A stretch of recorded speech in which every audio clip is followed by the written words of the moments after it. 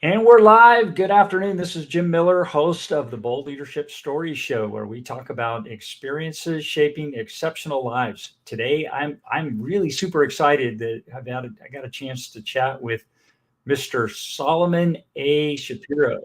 Saul's Saul's a really interesting guy. This is going to be a great episode because he's got stuff going on. He's got like three major projects, and he does just all kinds of stuff. I'll read a little bio here, and you'll get an idea. But tons of experience, a wonderful guy, fun to chat with. And so yeah, hang in there, stay with us, and I'm sure you're going to want to make some comments, add to the discourse we're having, and we're live on Facebook, we're live on Instagram, we're live on YouTube and LinkedIn all at the same time. Wow! So let That's me pull amazing. Saul up, and we can introduce Saul. There, Saul. How you doing, buddy? I'm doing great, Jim. How are you? I'm doing great, man. This is exciting. Saul's like a mobile force majeure. He's like everywhere all the time. Thanks for having me, Jim. I can't believe I get to talk to you live Yeah, in living this is color. fun. Let me So, embarrass you here with a little bit of a story here. Little intro. So Saul spends his time helping to liberate others financially. He offers guidance with issues of overwhelming debt and or credit that maybe they've suffered due to circumstances sometimes beyond their control.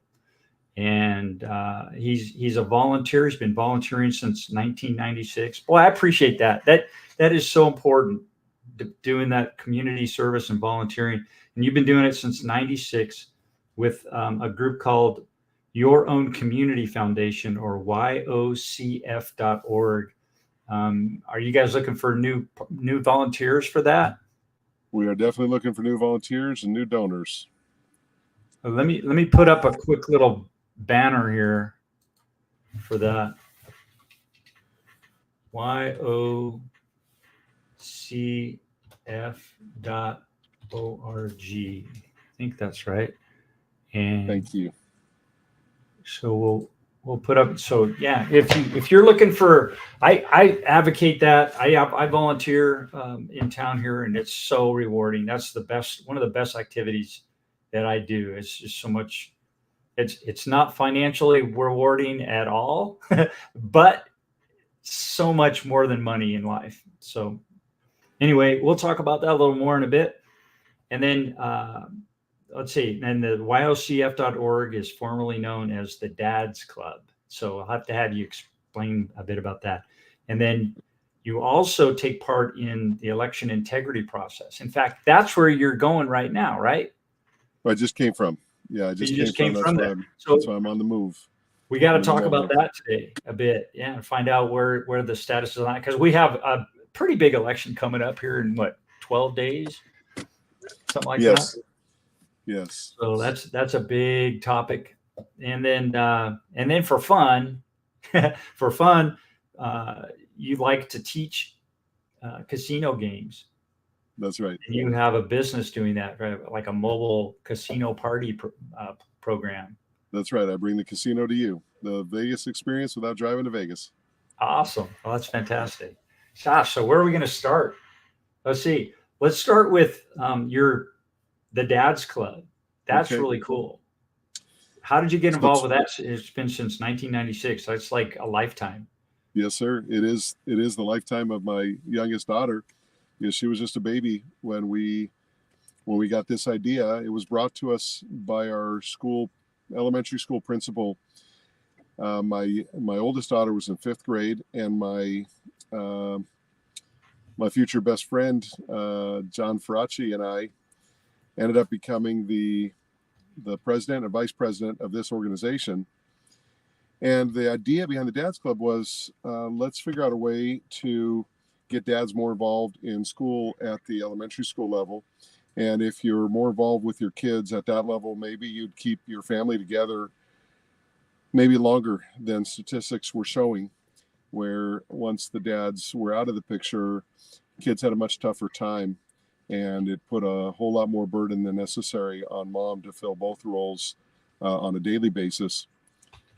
So we got a lot of dads involved at our elementary school, and we did things that hadn't been done in town before. Most ideas were not unique to us individually, but we put them all together in one club and made it fun. We made school fun for kids. We put a dad in every classroom, or a grandpa or an uncle, to read to the kids once or twice a year or per semester.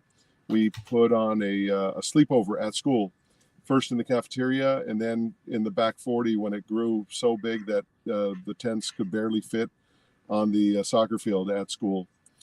We did cow chip bingo. We did telescope night. We did father-daughter dance, was probably the most significant thing for me with my daughters and my nieces. And we took that idea from that school and we expanded it throughout the school district. And then we took it statewide and eventually made a nonprofit, took it nationwide. And we did that for several years throughout. Well, my oldest was in 5th grade at the first father-daughter dance. The youngest made it through all 6 years, but even that first year, she wasn't even a year old. She attended father-daughter dance with me, and all the way through 6th grade. And as the years went on, what do you love about that experience? I mean, what would you say to somebody that, like, this I would do or wouldn't do again, and why? The biggest thing is getting to be part of your kids' lives on school campus is something that your kids never forget. Like, I went to every school assembly, every award assembly, every performance that I could possibly be aware of, every athletic competition throughout their entire career, all the way through 12th grade and beyond for the kids that had performances in college. And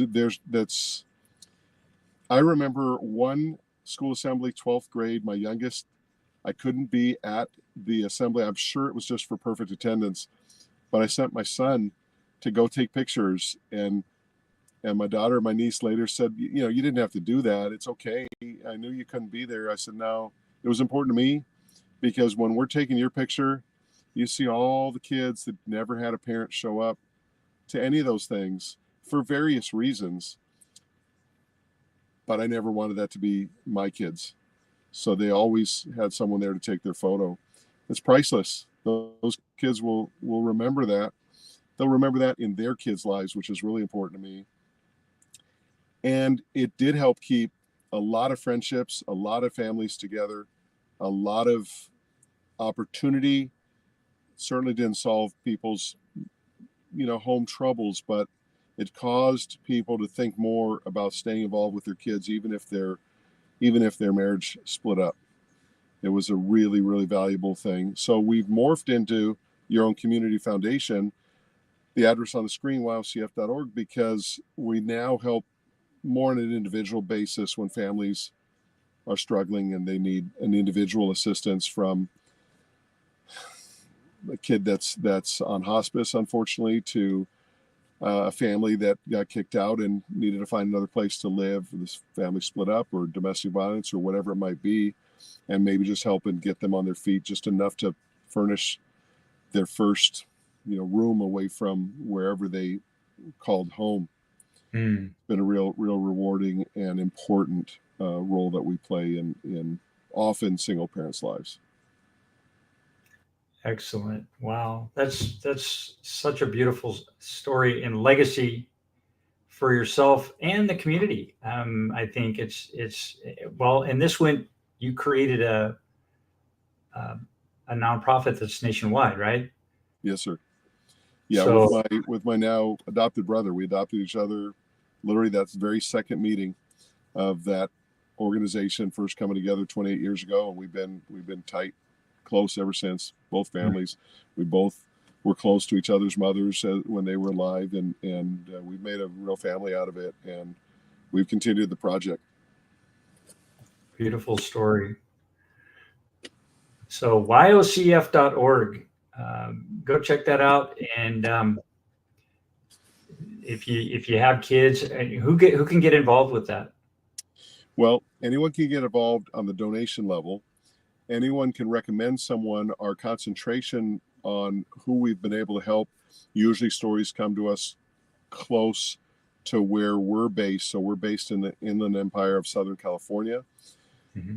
But we have people that donate from around the country and beyond. We've had donations from the Middle East. We've helped people back the other direction, people that had to flee their homes in a hurry or in a strife-torn area. And we've sent jackets to kids who've fled their homes that had with nothing but the clothes on their back, literally, and made sure that people had something to make sure they could stay at least warm in their struggle. Beautiful.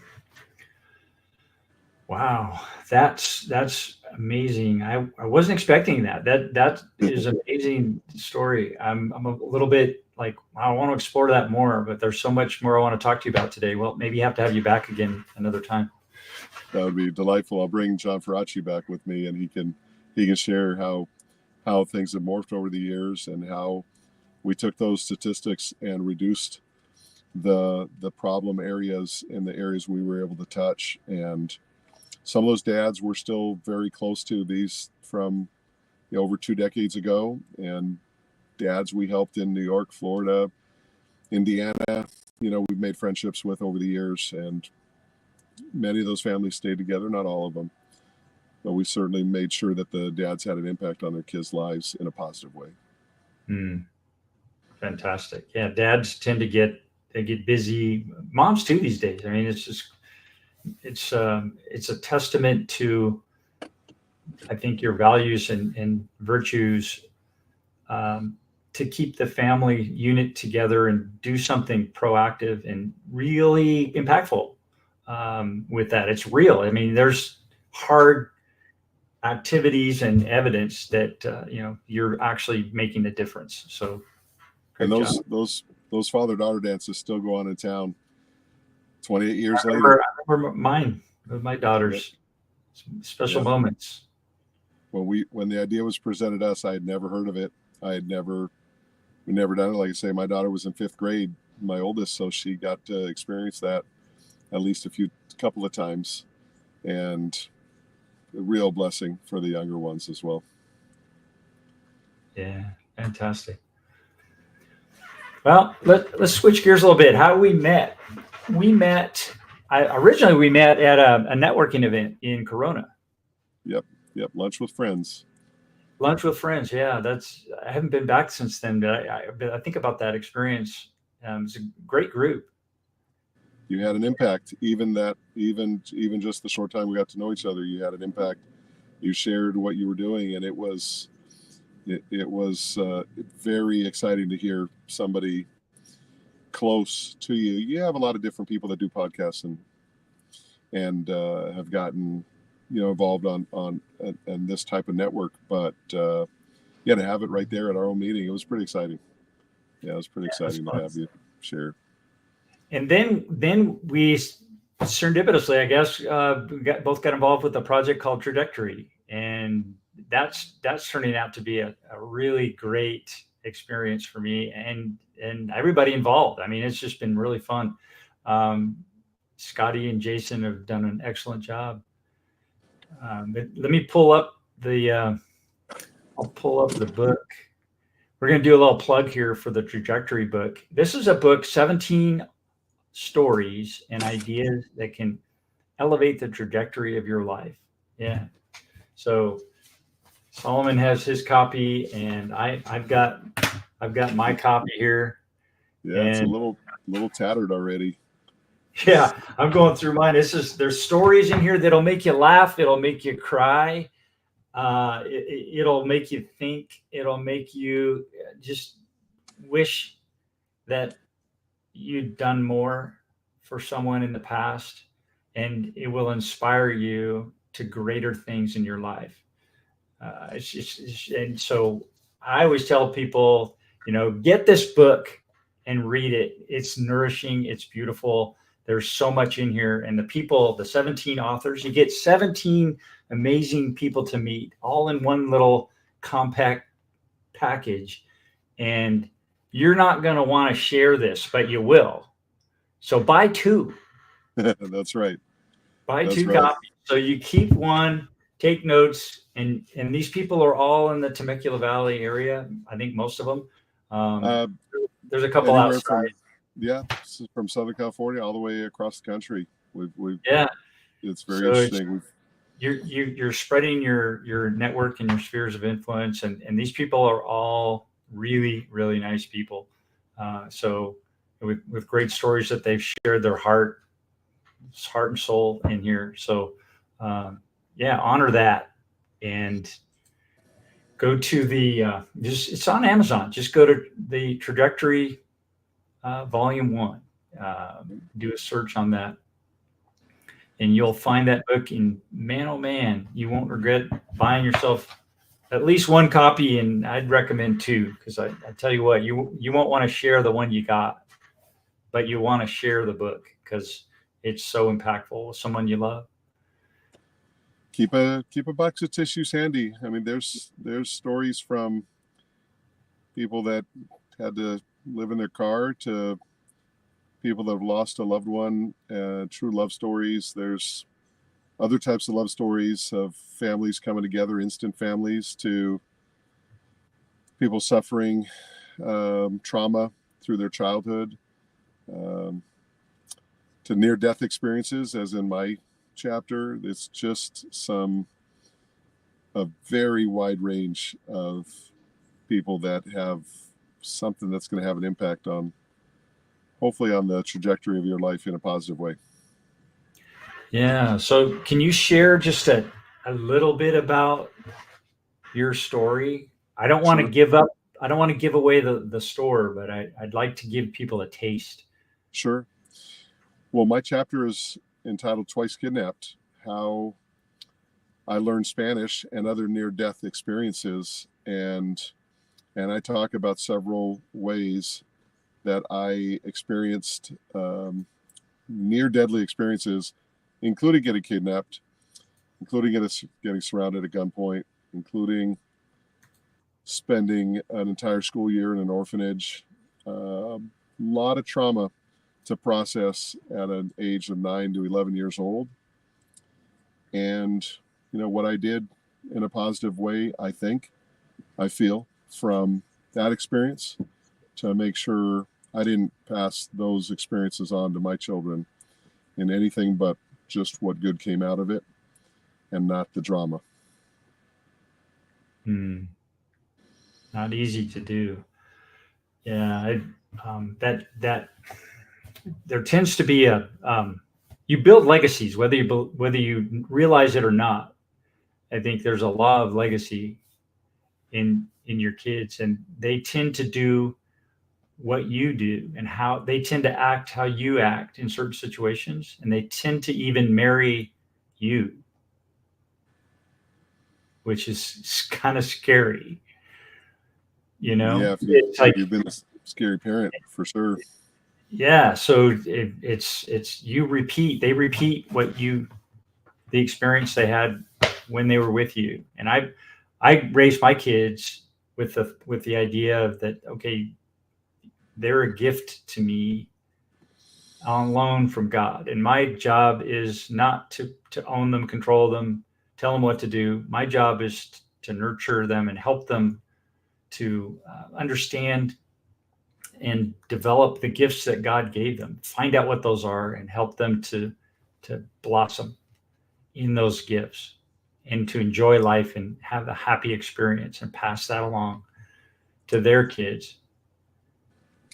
I definitely consider that very carefully in planning for marriage and family. And each of the kids are very aware of my experiences and some of the drama that went into getting kidnapped, and some of the experience of living in an orphanage with neither parent, and having parents battle over you across country lines, and what good can come of that. Like in my mom's case, testifying before Congress and getting the U.S. Senate to hear her story and get the law changed so that maybe another parent wouldn't go through what she went through to get us repatriated to the United States.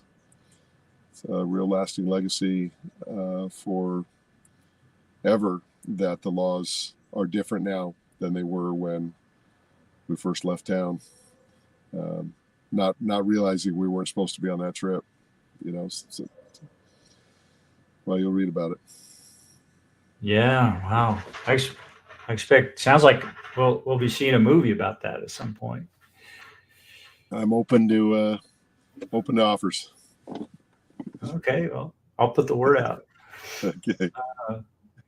So, wow. And it's like to add to that too, you went through an experience that it sounds like it was challenging, but you made a decision somewhere along the way that you weren't going to allow that to happen on your watch with your kids.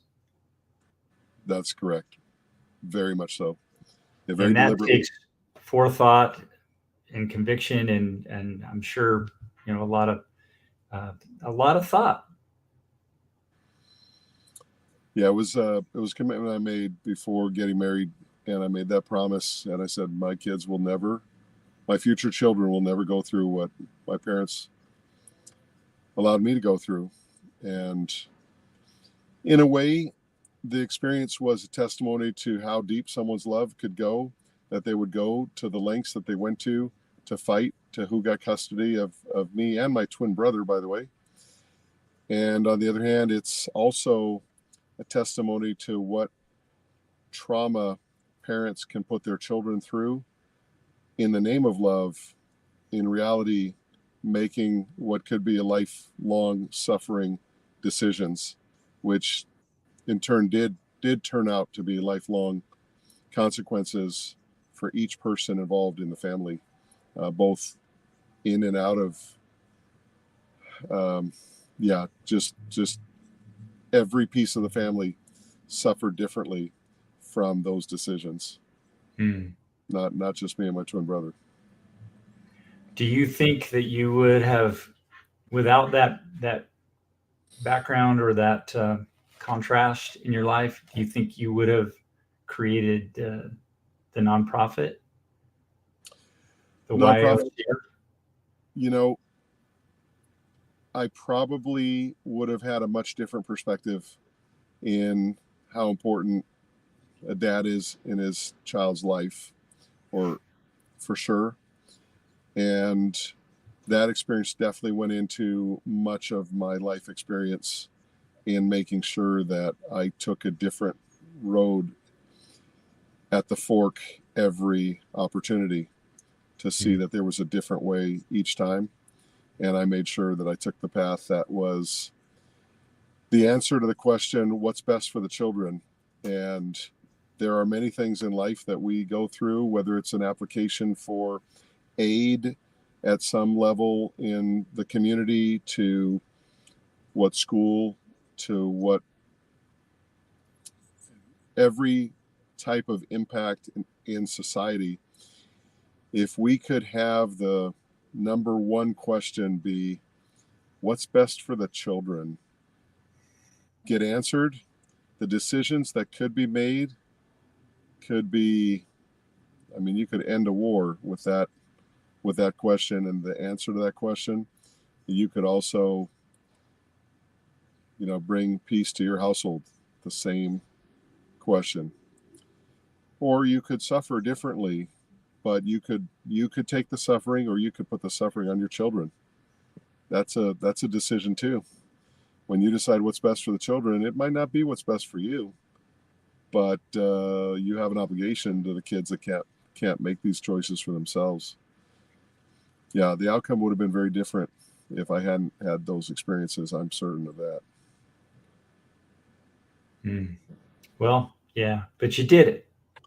I did it, and I feel blessed that I was able to use those experiences different than most. I think most people suffering trauma, you could easily justify, curled up in a ball in a corner and not being able to experience life fully because of your trauma.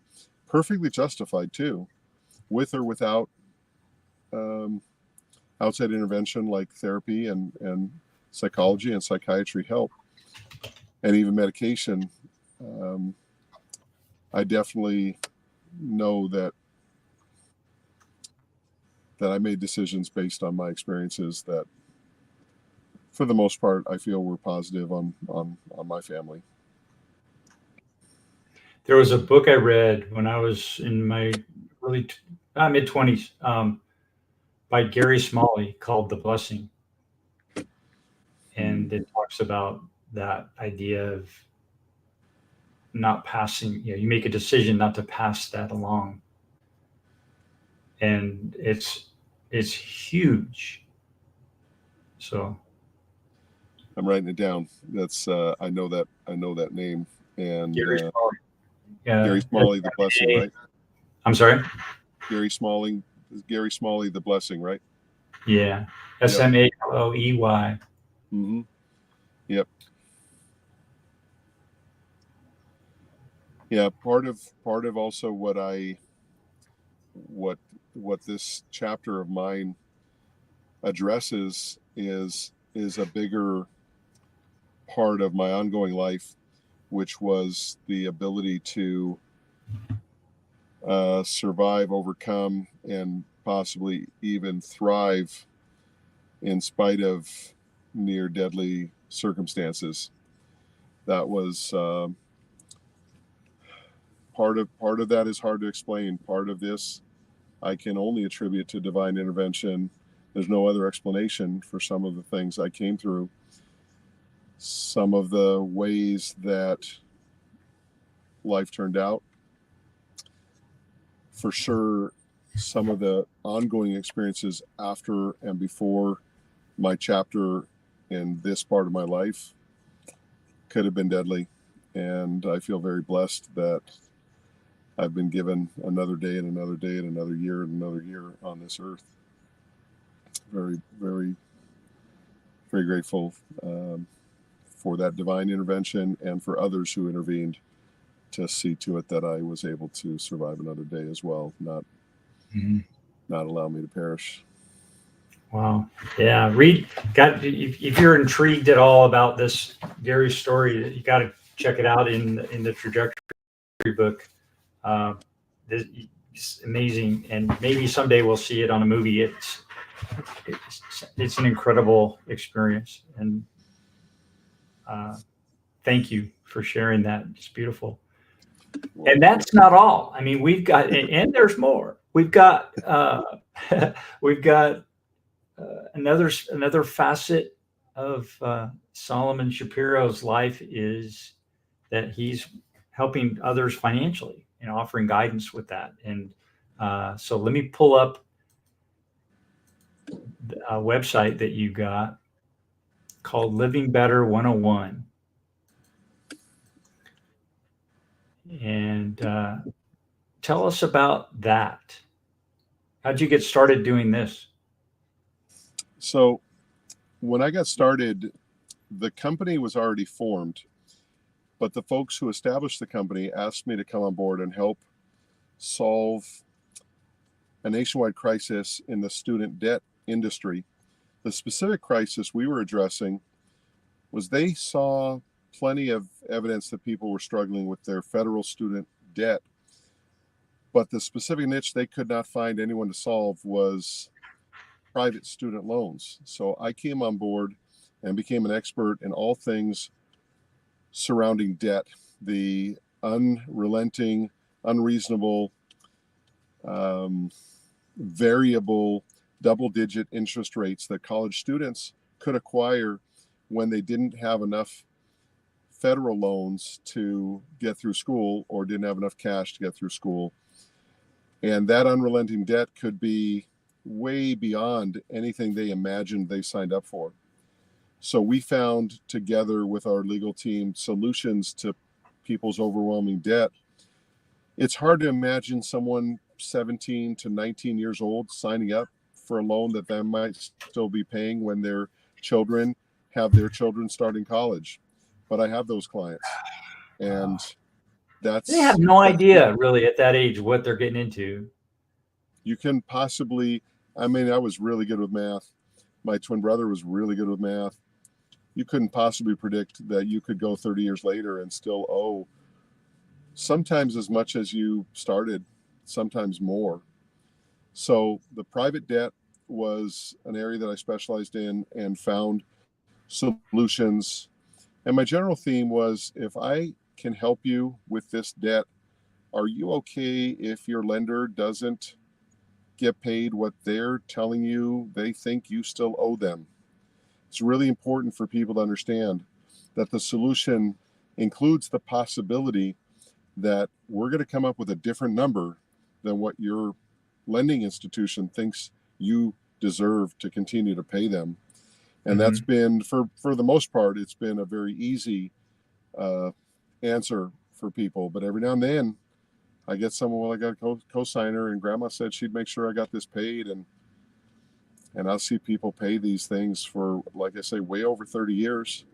I've seen people, we've solved this problem in just a few short years, sometimes a very short period of time, very surprisingly, but only because we follow the law. We insist on it.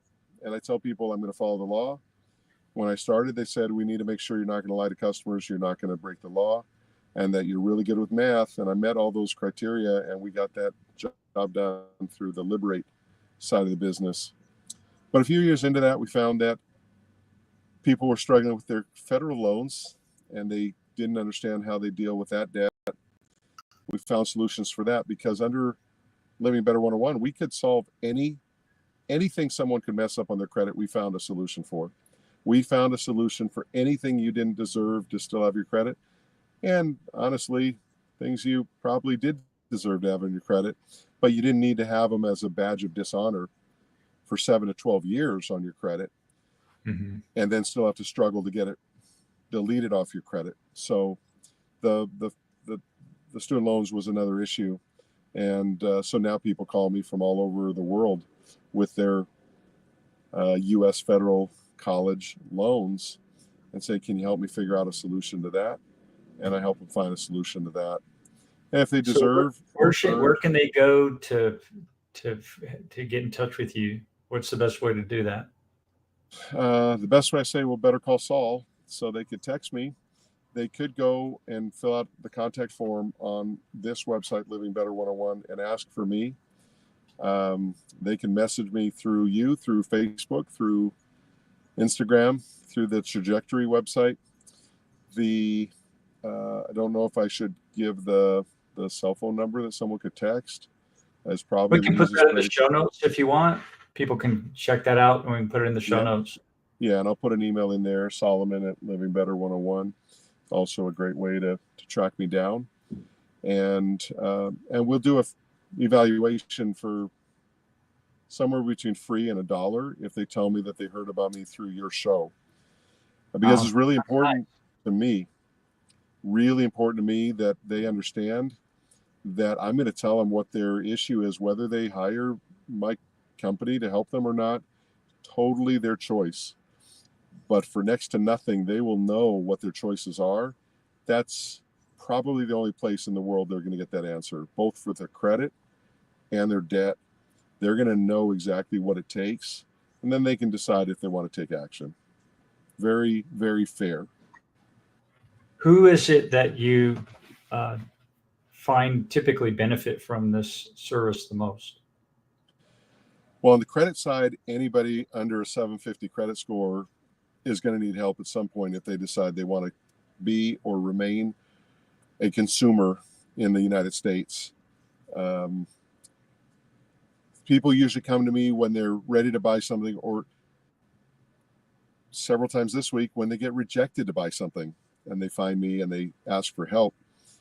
And it's really important that the 101 in Living Better 101 indicates this is an educational program. And I'm about educating people about what they did wrong, what they didn't know, and how to learn from those lessons, but also how to learn that it's okay to get relief at the same time. The relief comes if you follow the steps, and we make it very, there's very little homework here.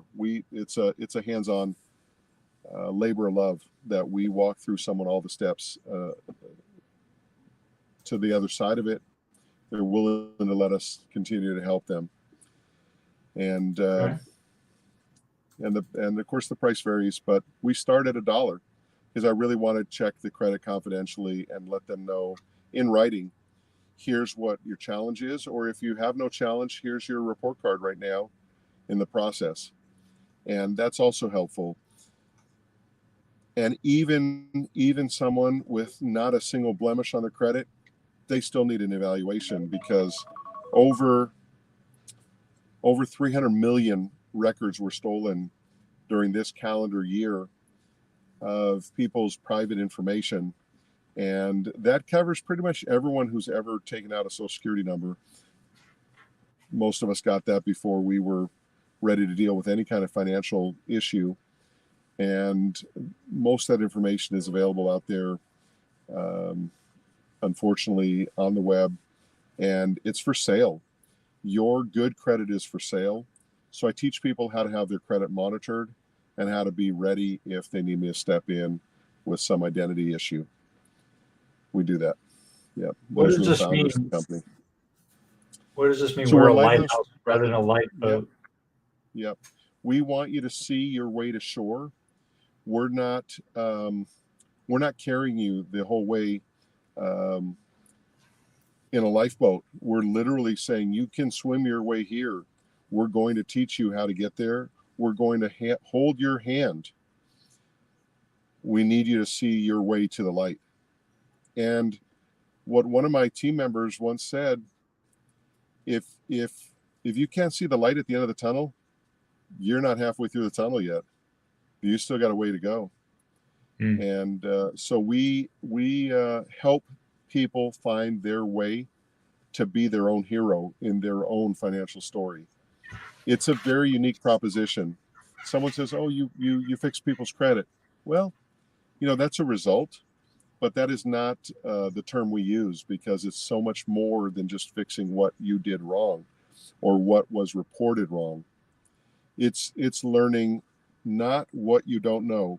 A very, very influential, very successful Mexican-American man once told me, he said to me, "Solomon, it's not what you don't know that's the problem." Frank Morales was his name. It's what you don't know that you don't know. That's the issue.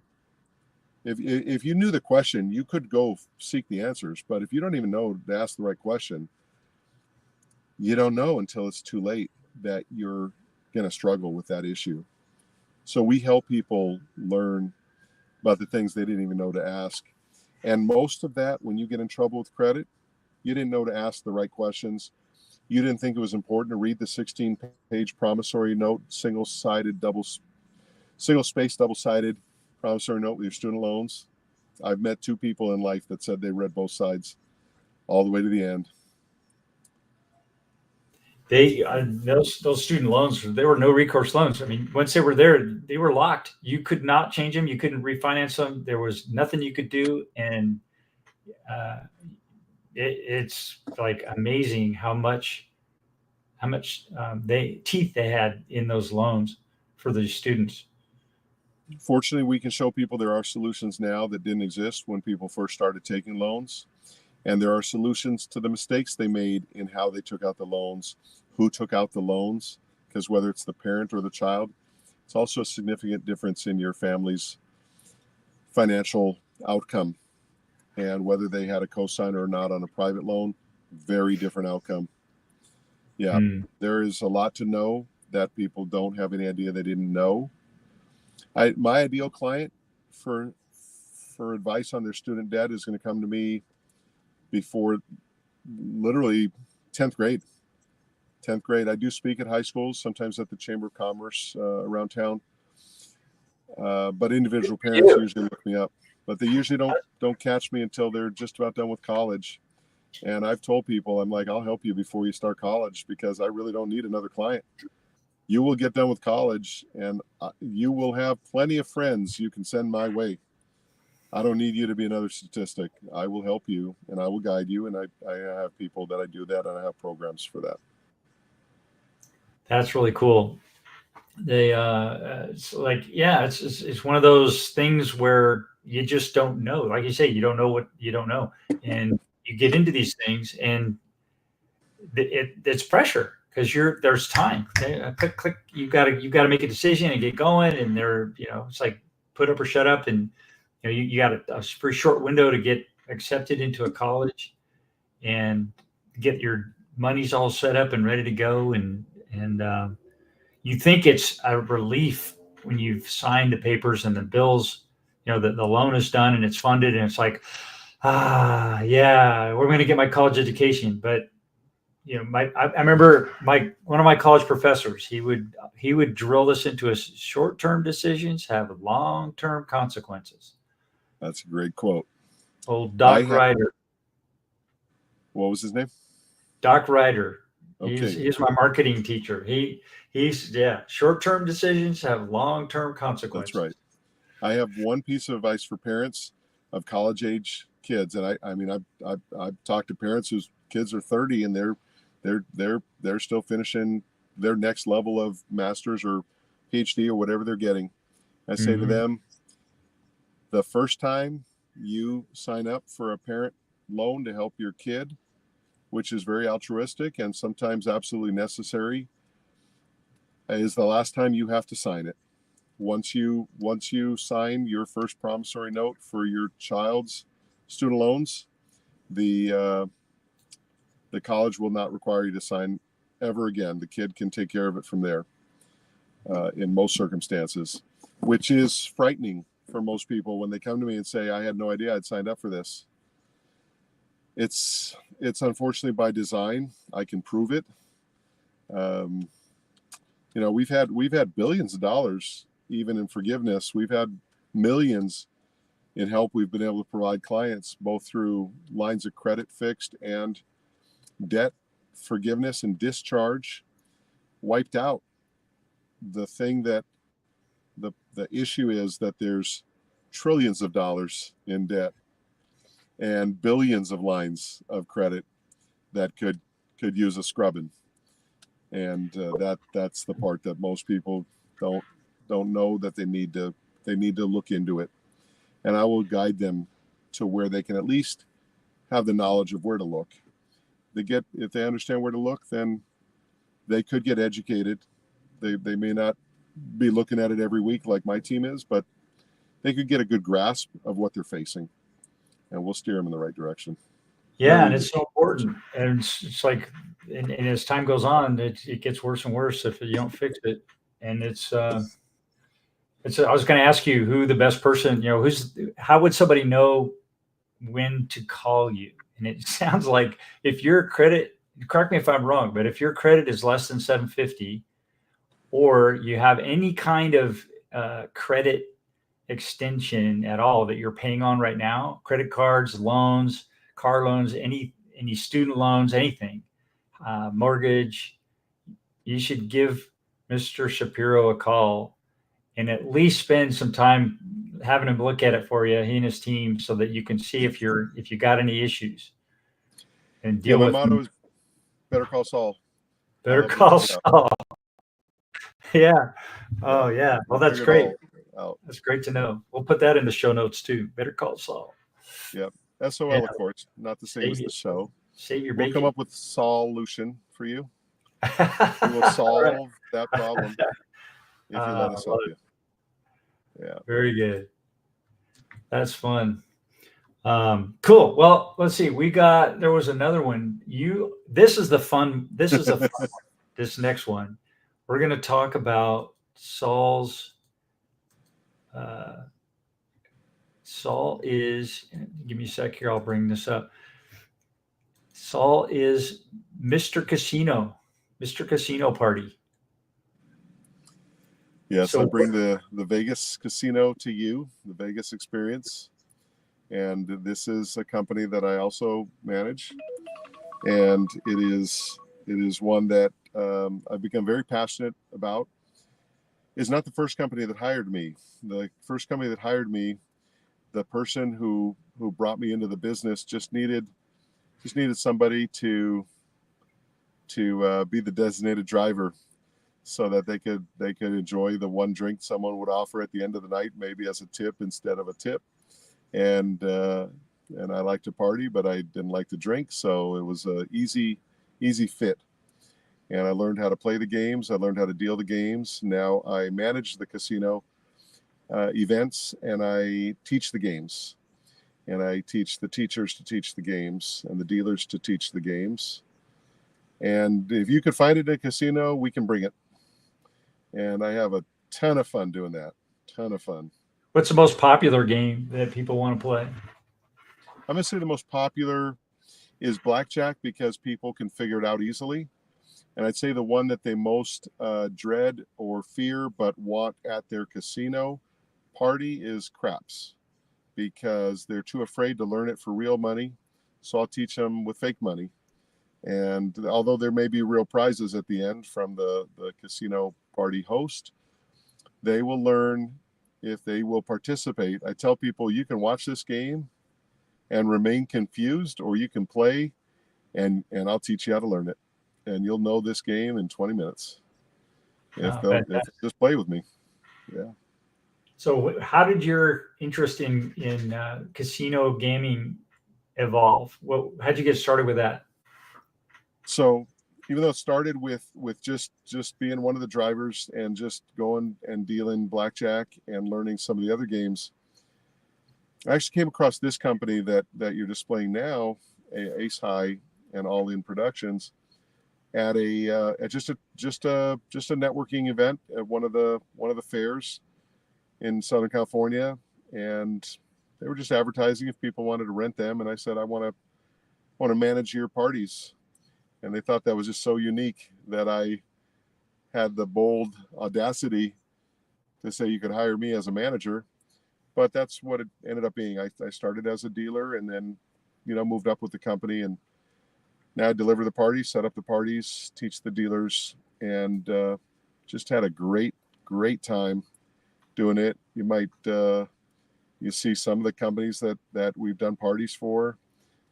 Some of the most famous people in the world we've dealt cards to at their homes or at their events. Looks like this is in Russian. Hard to say, but yeah. See. So even there's a gallery there. I'm probably in one of the videos. There's even a button there to become a dealer.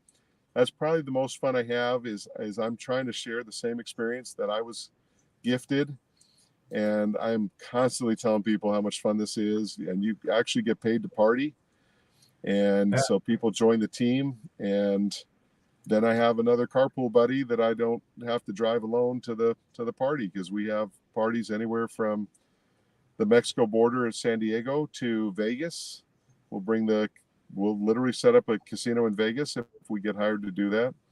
We'll set up a casino in anywhere from like Santa Barbara on the way to Central California, all the way down to the Coachella Valley near the Arizona border and the other Mexico border. So we've got parties going all the time, anywhere in between. Now, people get confused. There's not a party where they can go and attend and just go play. They have to be part of the party, or they have to hire us to make the party.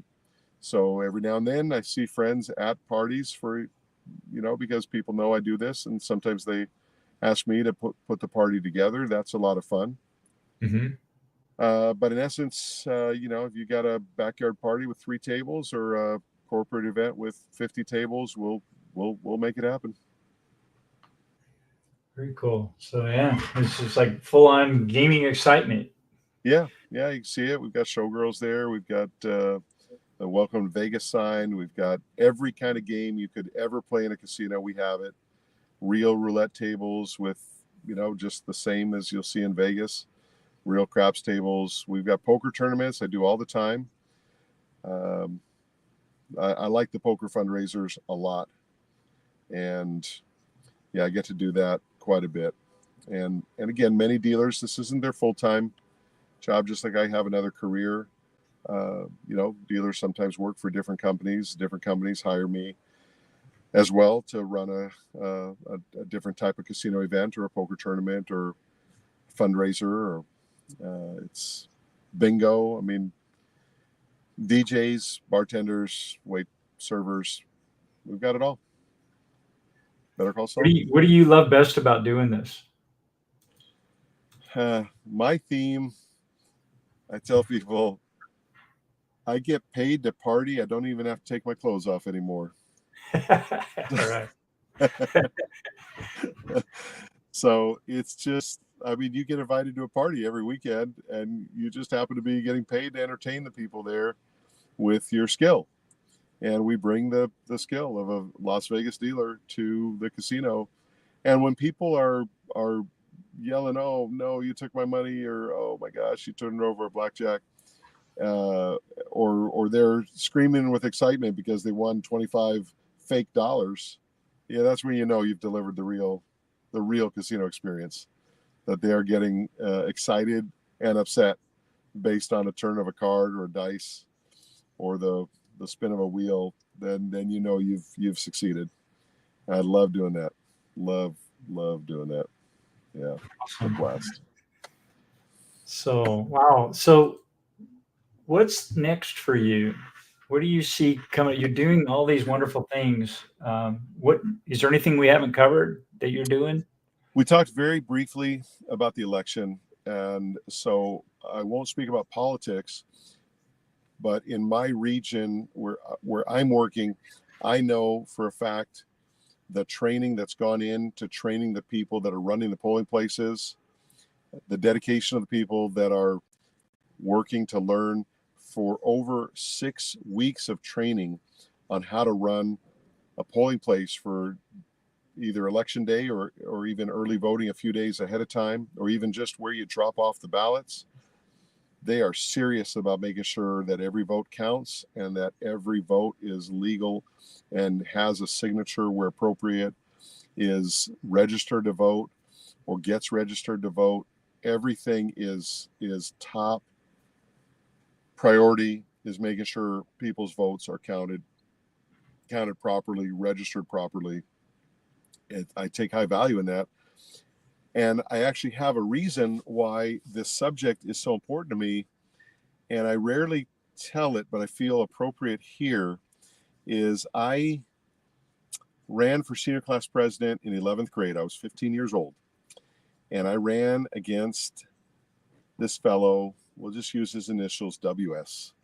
And the day of the election, they had a field trip for all the kids with good grades qualified for their California Scholastic Federation, whatever the term was back then.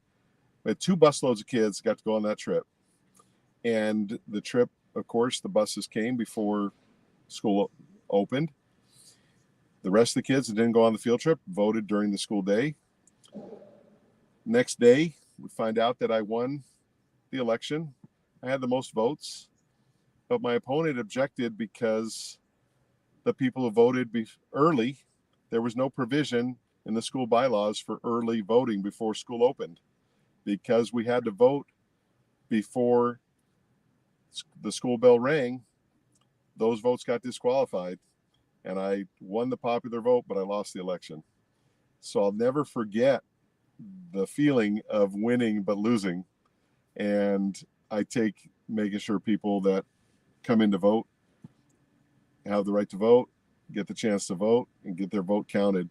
And I promise that if you vote in the right spot, then you're legally able to vote. You have been registered, or you get registered. You can register in California that day. I know this is going nationwide, so other places have different rules. There are states that you only mail in your vote. You don't even have a chance to vote in person. But they have everything offered here in California, and I am certain that my precinct gets counted right. I'm certain that my region is getting great training to make sure every vote counts, and I'm really, really proud of that. Excellent. Yeah. Well, thank you for that service. That's yeoman's work there. That's like extra duty helping with that. But I can tell from the experience you had that it means a lot to you on a personal basis, and great lesson. Thank you for sharing that. That's You really bet. great lesson for everybody. I've worked every level of that process for almost 30 years. Whenever they'll have me, I've worked everything that you could possibly imagine in that whole process. And real proud of it. Yeah, it should be. One final, any final words uh, about the book Trajectory before we So say goodbye? yes, so where I see the future going here, this book is titled Trajectory Volume 1. I am quite certain that a volume 2 and beyond will be in the horizon. We're already competing for the chance to be in a future edition in whatever way there that will be selected. I know that I shared several death-defying experiences. I have 24 more that you could not even imagine will make a future edition, and they're true stories of real opportunity to have another chance at life. And I really feel like this book is, well, it became a bestseller the first day that the book went on sale. So I am very excited about the future that people reading the book will have, and the people that are planning to write future editions. If we're so lucky to be able to share again in a future edition, I feel people will continue to be blessed with the wisdom we've acquired over the years. I know people that watch the show know your background, but it's quite inspiring to get interviewed by your show. It's a real honor. Well, thank you. I appreciate that. So, yeah, so you're off to the next thing. I'm actually It's going to meet starting with to some get people. darker and darker. You're Yeah, outside. yeah, Like, yeah. I was where's trying to all figure this? out why my light isn't working inside. Oh, here we go. I was thinking maybe I can illuminate a little more light. There you go. Yeah, it's better. I don't want you to run your battery out. Yeah, So, no, it all shut down, but I guess it's all good now. Yeah, I think yeah, I'm going to meet with some of the other trajectory authors in a Wednesday night network. We're privileged to invite people to and get to meet people, and I'm super excited about seeing how everyone's week has gone and see who new came that wants to hear more about what inspiring work we're trying to do. Then the Trajectory Project has 2 dates coming up I want you to know about in the waning moments of this show. On November 10th of 2024, the first World Kindness Carnival will take place. It's kind of a graduation from something that happened for many years in this community in Southern California, where kids learned about anti-bullying practices and kindness. So we're going to expand on that, and the Trajectory authors will be invited to be part of a book signing that day, November 10th, in Eastvale, California, north of Norco. And then again, people could be watching this years from now. On December 3rd of 2024, we'll have our first World Trajectory or Trajectory Global Day, and that'll honor both our project starter, which was Scotty Carlisle, and his chapter speaks a bit about Serena, and that World Trajectory Day will be one big way that all the authors could come together and honor her, and it'll be a pretty big platform. I think that'll be newsworthy. We'll probably see that these projects will probably hit the news here in the next couple of weeks. I'm pretty confident in the next few weeks we'll hear more on the news. I'm very excited about that. excellent. Well, thank you. That's beautiful. Well, appreciate you very much spending some time with me today on the show, and thank you for all your stories. Oh, one final question. You got time for one more question? You got it. I asked this to everybody on the show. Um, Taking a look at your whole life, what was the boldest leadership decision that you've made, and what were the consequences? Boldest leadership decision, I would say, outside of family that we already talked about, I'm going to say I witnessed a whistleblower activity at my previous career, and I took that to the company, and I said, I could easily blow this out the water with what's happening here, but I'm simply going to ask you just do the right thing, and the people that are not getting treated right, follow the law, do the right thing. I had more than one opportunity in my company to bring to light wrongdoing, and each time I chose not to be a whistleblower. And the company was a place that could easily be sharing and being caught in the middle of such a thing. The scandal would have been detrimental to the company. But each time in doing the right thing, I did not choose to take the publicity. That's not always the course I take, but the right thing ended up happening in the end. And that was what was important to me, to see the right thing done. A couple other times I've had a similar experience out in the community. So I'd say being able to speak up for someone who didn't have a voice and making sure that they weren't either bullied or had the wrong outcome, eventually the right thing gets done. If enough people can take just one bold action and do the right thing and know that consequences may be painful, but doing the right thing is always going to be the right thing. Do the right thing. Yeah, it's not always the easiest thing, right? For sure. The right thing's not always the easiest thing, but Yep. Some of those examples may come up in future editions of all the ways I could have gotten terminated at work. They might make a future edition of ways I've dodged a bullet, but more out of a humorous nature because I dodged the bullet, as it turns out. Yeah. Right. Just do the right thing. Yeah, it's harder these days. It's really hard. Political climate and the political correctness times that we're in. We need bold leadership right now, and we need people that continue to figure out ways, do the right thing for yourself, for your family, for your community, and that'll help others. Yeah, and how this whole thing has inspired me to look back on our founding fathers. I started immersing myself in the time period 10 years before the Declaration of Independence was signed, and what happened during that time. Fascinating, and it's a lot of stuff similar to what's happening now.